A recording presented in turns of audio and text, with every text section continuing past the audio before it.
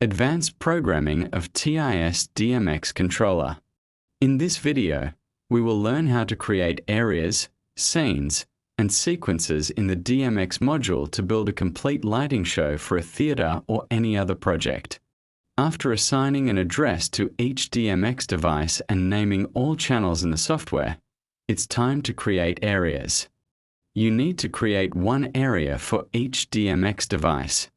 Press Setup. Move all channels from the first area to the left by selecting All and clicking the left arrow. Select the channels of the first DMX device, for example stage RGB, and move them to the right. Press Save. Press Create New Area. Then repeat the steps for each DMX device.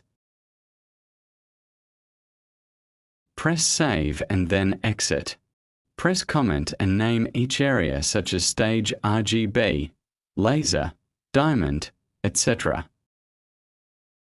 To configure scenes, press Scene.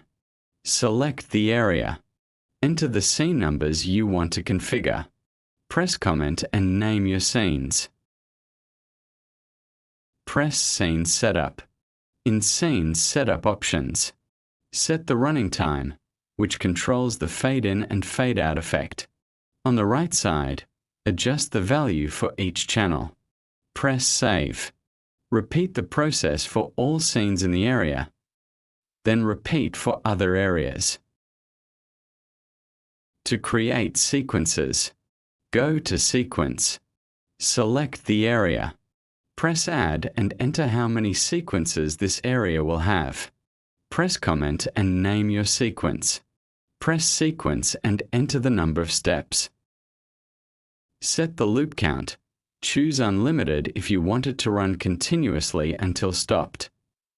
Choose the shifting mode, forward, backward, random, etc. Press Save. Then assign the steps. Press Step.